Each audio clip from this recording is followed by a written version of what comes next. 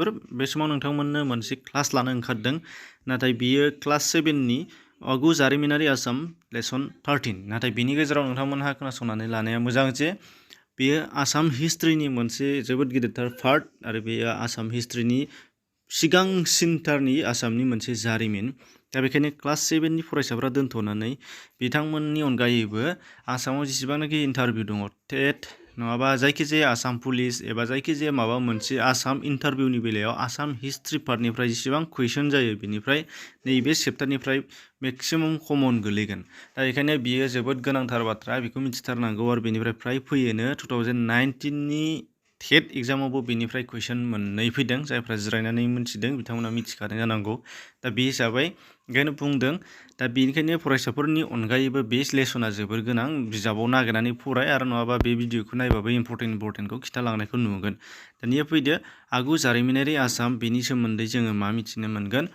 दा बेयाव आगु जारिमिनारि आसामाव सिगांनि आहमफोरनि सिगांथारनि माने दानब असुर फोलेरनिफ्राय लानानै फारि फारि जेसेबां दङ बेखौ लाबोनाय मोनसे जोबोद गिदिरथार गोनांथार फरा बेयो बेखायनो बेखौ नांगौ आरो दानिया नायदो जोङो नुनो मोननाय जादोंमोन मा होनदों जारिमिनारि बादिब्ला गोदो आसामखौ कामरुप बुङोमोन आरो बे कामरुपा आथिखालनि राजथावनि दिसपुर जेबा आथिखालनि कामरुप जिल्ला दा बेफोर ओनसोलावनो गोलैदोंमोन बिनिफ्राय कामरुप रायजोनि माखौ राजथावनिखौ प्रागज्यतिसपुर मुं होनाय जादोंमोन बेखायनो मा जानांगौ रायजोनि मुंखौबो सिगाङाव जोङो प्रागज्यतिसपुर होनानै जोङो मा खालामोमोन सानफ्लाङोमोन नाथाय गोबाङानो मख'नायबो दंलाबायो नाथाय गुबैयै कामरुप रायजो बिनिफ्राय प्रागज्यतिसपुरखौ बे कामरुप रायजोनि राजथावनि होननानैसो मिथिनो मोननाय जादों दा बे फरायाव दानिया बेयाव मा होनदों गोदो कामरुपाव माखासे मुंदांखा जोंलारि बिगियानगिरि शास्त्रफोर दंमोननो बिथांमोनहा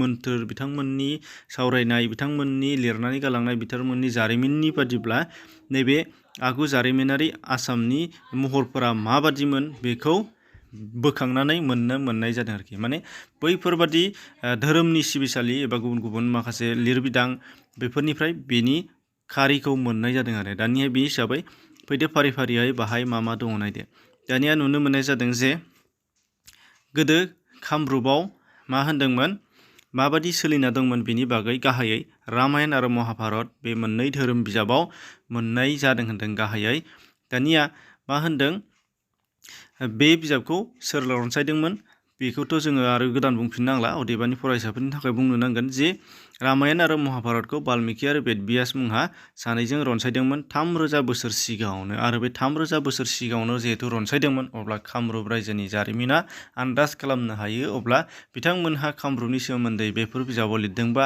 अब्ला बेनि जाथाया जायफोर जाथायफोरा कामरुपनि बेफोरो 3000 बोसोर सिगाङाव जानानै थांनाय जाथायफोर दा मानो होनबा सिगाङाव जानानै जाखांनायखौसो बैफोर बिजाबाव लिरदों आरो बे बिजाब लिरनायानो 3000 बोसोर जाबायबा बेखायनो बेयो जोबोद गोलावनि बाथ्रा दानिया नायदो बे बिजाबाव रनसायजानाय एबा रनसायगिरि मा होनो यगिनी तन्त्रनि बादिब्ला कामरुप रायजोखौ गोदो मोनब्रै बाहागोआव रानदोंनो रत्नपीठ कामपीठ स्वर्णपीठ आरो सौमारपीठ दा बे हिसाबै रानदों आरो बेयाव मा मा दङमोन नायदो रत्नपीठआव सानजा बंग'नि करत'वा दैमानिफ्राय माने दानि बंग' दै हादरनि करत'वा दैमानिफ्राय सनकससिम गोलैयोमोन होनदों बे मोनसे बाहागोआ आरो मोनसे बाहागोआ सनकसनिफ्राय रुपहिसिम गोसारोमोन आरो मोनसेया रुपहिनिफ्राय आरो मासिम भरलि दैमासिम गोसारोमोन आरो सौमारपीठआ भरलिनिफ्राय दिख्राय दैमासिम गोसारोमोन होनदों दा बेबादि जोबोद मोनसे गुवार गेदेरथार दानि आसामनि अनगायैबो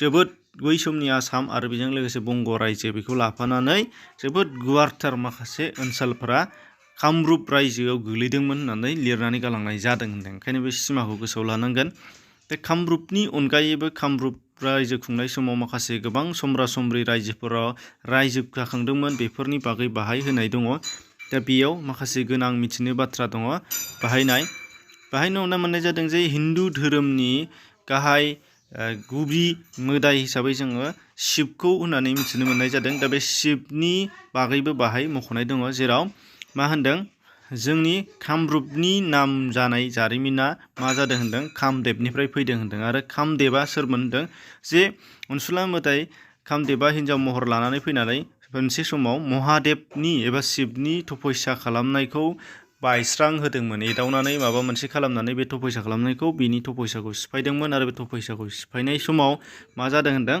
जे नैबे कामदेबखौ रागा जोंनानै महादेबा गावनि मेगनखौ नायनानै, माने खाफालाव मेगन थायो जायजों नायोबा बियो रागा जोंबाल' नायो, दा बेजों नायनानै कामदेबखौ खामनानै हांगार खालामदों होनदों। आरो बेनिफ्राय मा खालामफिनदों होनदों दानिया बिनि कामदेबनि बिसि रति देबि, बेखौबो गोसोआव ला, कामदेबनि बिसि रति देबिया नाथाय फिसायनि बेबायदि हांगार जानाय खामनायखौ नुनानै शिबनाव दोखो दोखो गाबनानै बिफिननायलाय, आरज गाबनानै बिफिनलायनाय कामदेबखौ महादेबा मोनसे रुप एबा कामदेबनि महरखौ होफिनदों होनदों। बेखायनो बे जायगायाव बेखौ होनायनि थाखायनो बेखौ कामरुप होननानै मिथिनाय जादों होनदों। माने कामदेबखौ गोदानै रुप एबा महर होफिननायखाय बेखौ कामरुप होननानै बुंनाय जायो होनदों। बे जाहैबाय खारिमिननि बादिब्ला।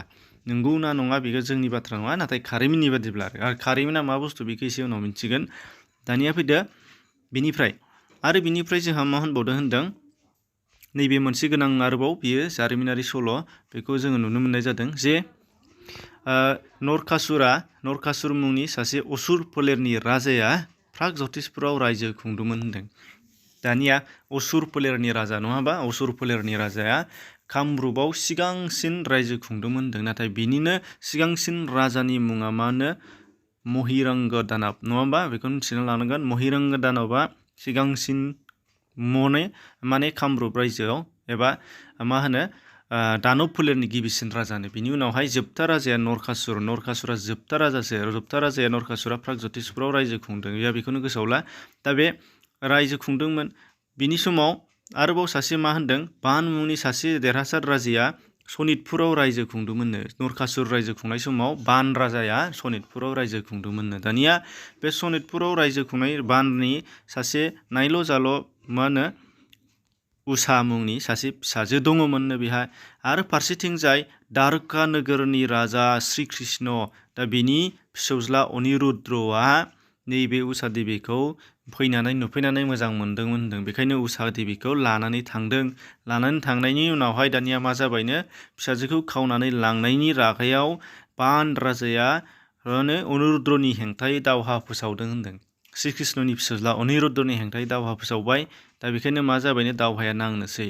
दानिया गुबुन फारसेथिंजाय मा होनदों, बे दावहायाव माने बान राजाया महादेब एबा शिबखौ फुजियोमोन होनदों। शिबआ बिनि मोनसे सासे गुरुमोन होनदों। बेखायनो आरोबाव फारसेथिंजाय श्री कृष्णनिया अनिरुद्धनि फिसौ, बेहाबो मोदाय नङाबा बेबो गुरु श्री कृष्णआबो। बेखायनो दानिया मा जाबायनो, बे बान राजा आरो अनिरुद्धनि दावहायाव बान राजानि जानानै शिबआ दावहायाव बाहागो लाबायनो, आरो अनिरुद्धनि जानानै बिबौ श्री कृष्णआ दावहायाव लोगो लाबाय होनदों। दानिया अब्ला दावहाया सोरजों जाखो, शिब आरो श्री कृष्णनि गेजेराव जाबाय होनदों। दानिया मा जाबायनो, शिबनि गुबुन मोनसे मुङा जादोंनो माबे, हरि हर हर महादेब होननांबा हर।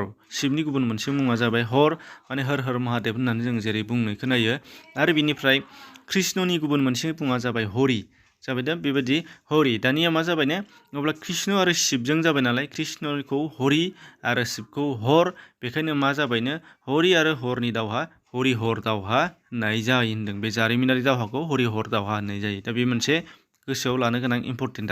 दानिया नायदो आरोबाव मोनसे जाथाय, बे जाहैबाय जोङो नुनो मोननाय जादों होनदों जे आगु जारिमिनारि हिसाबाव, जारिमिननि बादिब्ला कामरुप रायजोनि सानजा फारसे मा दङमोननो, कुन्दिल एबा विदर्भ मुंनि मोनसे रायजो दङमोननो। जाय विदर्भ एबा कुन्दिल रायजोआ आथिखालनि मा होनो सदिया ओनसोलाव गोलैयोमोननो। आरो बे कुन्दिल रायजोनि राजथावनिया बुन्दिलमोननो। आरो बे बुन्दिल मुंनि राजथावनि गोनां कुन्दिल रायजोआव गोहोगोरा राजा हिसाबै भीष्मक मुंनि सासे राजाया रायजो खुंदोंमोननो। आरो बे भीष्मकनि फिसाजोआ रुक्मिनिमोननो, जायखौ द्वारकानि रायजोनि बे राजा श्री कृष्णआ सोरखौ, रुक्मिनिखौ हाबा खालामदोंमोनदों। दा बे मोनसे जोबोद गोनां बाथ्रा।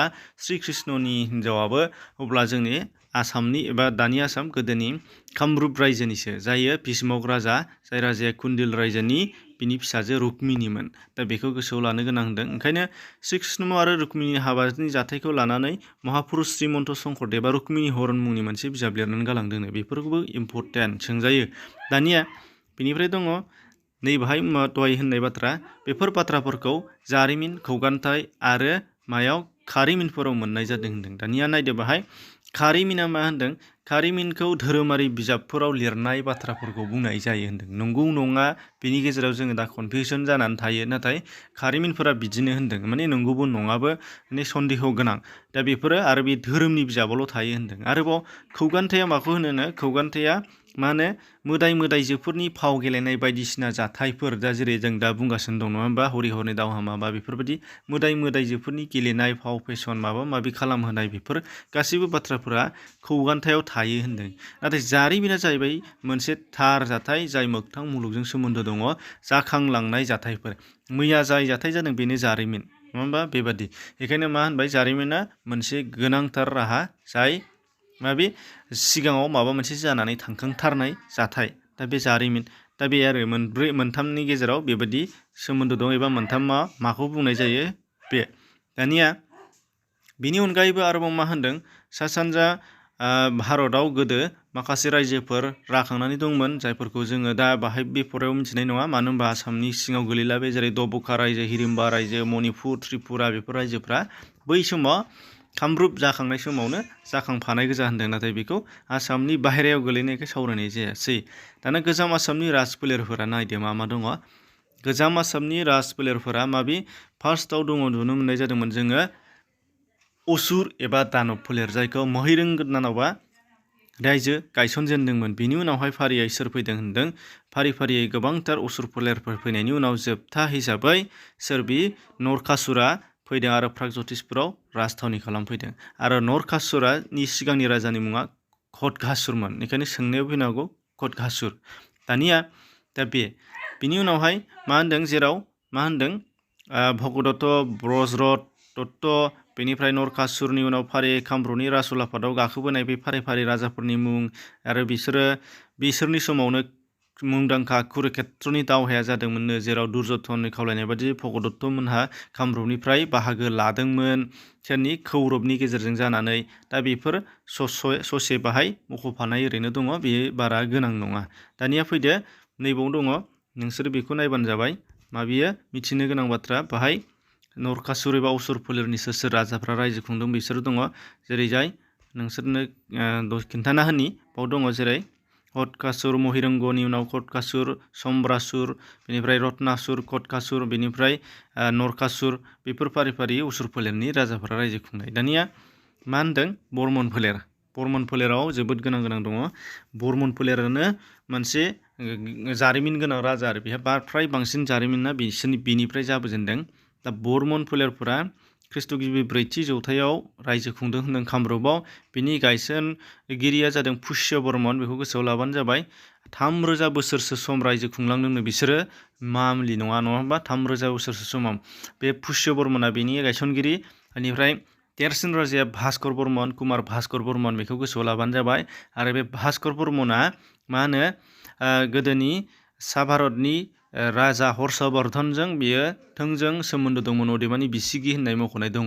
दानिया बे भास्कर बर्मननि समावनो हिउएनसां मुंनि सासे चीना दावबायारिया फैदोंमोननो, सोरनाव? हर्षवर्धननाव। आरो हर्षवर्धनजों भास्कर बर्मना जिहेथु बिसिगि एबा लोगो नालाय, बेखायनो मा जाबायनो? हिउएनसांआ भास्कर बर्मननि समाव कामरुपआव फैदों आरो कामरुपनि गोबांथार जारिमिन बाथ्रा लिरनानै गालांदों होनदों। बेखायनो जायखौ बिथांनि मुंदांखा हिउएनसांनि मुंदांखा बिजाब सि इउ कि, बेयाव बे लिरनानै गालांनाय जारिमिनारि बाथ्राफोर मोननो हानाय जादों होनदों, जायखौ बे फरायाव होनायावबो बेबादि जारिमिननिफ्राय लाबोनानै, बिथांमोननि जारिमिननिफ्राय लाबोनानै होनाय जादों। दा बे मोनसे गोनांथार बाथ्रा।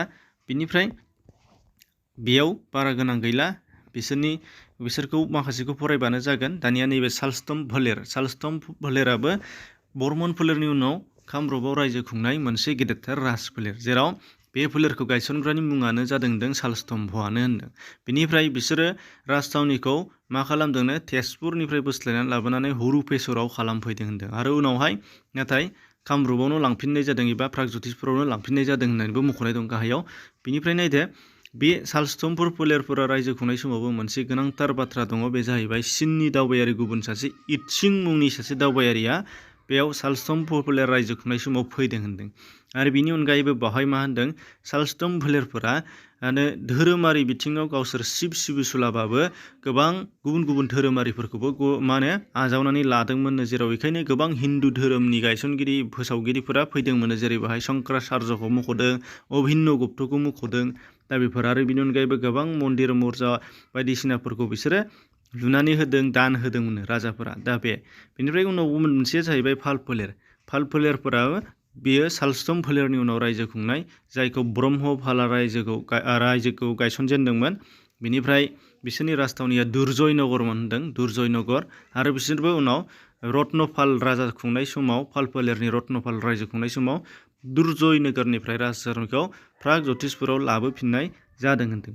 आरो बिसोरबो धोरोम गुरुफोर आरो सोलोंथाइनि सायाव बांसिन गोसो होनाय जायोमोननो। बिसोरबो हरगौरी एबा शिब सिबिसुला मोनदों। फालांगियाव बिसोरो मुंदांखामोन, बेफोरखौ नांथ'ला। दानिया फैदो राजा फोलेरफोरा जोबनायनि उनाव गासैबो राजा फोलेरफोरनि रांखान्थियारि थासारिया मामोन, समाजारि थासारिया मामोन।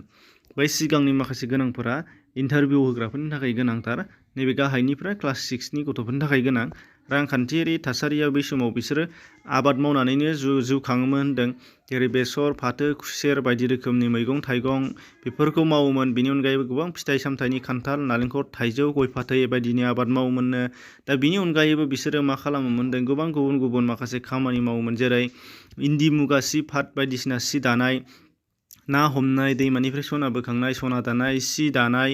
बेनिफ्राय आरोबाव मा होनबावदों बिसोरो बेफार फालांगि खालामनाय, जेरै तिब्बत, भुटान, श्रीलंका, चीन, खोला सानजा एसिया बायदिफोरजों फालांगि गेलेयोमोन होनदों बै समनि कामरुपनि मानसिफोरा। बिनिफ्राय समाजारि राहायाव मा दङ बेयाव गोसो होनो गोनां।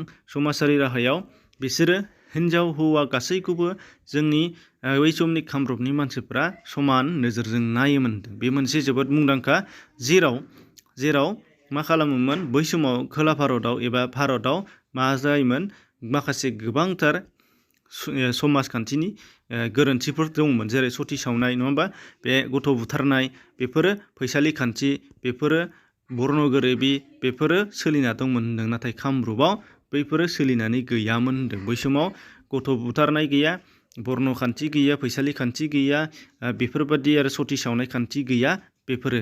नाथाय बिनि अनगायै कामरुपआव मा सोलियोमोननो, हारि लानानै गथ' हाबा होनाय, गोबां हिन्जाव हाबा खालामनाय, रान्दिखौ हाबा खालामफिननाय, बेफोरो सोलिना दंमोन होनदों। दा बिनि उनावहाय बिसोरो जानाय लोंनाय दङ, जानाय लोंनाया जेबो नङा, बेयाव फरायबानो मोनखागोन। दा बेखिनि। दानिया बिनि उनाव जोङो नुनो मोननाय जादोंमोन नैबेहाय मा खालामदों, नैबे सति सावनाय खान्थि, नङा होमबा। सति सावनाया माखौ होनो, जे जोंनि भारताव गोदो मोनसे हिन्दु धोरोमाव मा दंमोननो, फिसाय थैब्ला बिसिया रान्दि जायो, नङा होमबा। जों रान्दि होनो रान्दिखौ, नाथाय रान्दिया थांनानै थानायनि मोन्थाय गैया होननानै फिसाय थैबानो बेखौ बुथारनाय जायोमोन।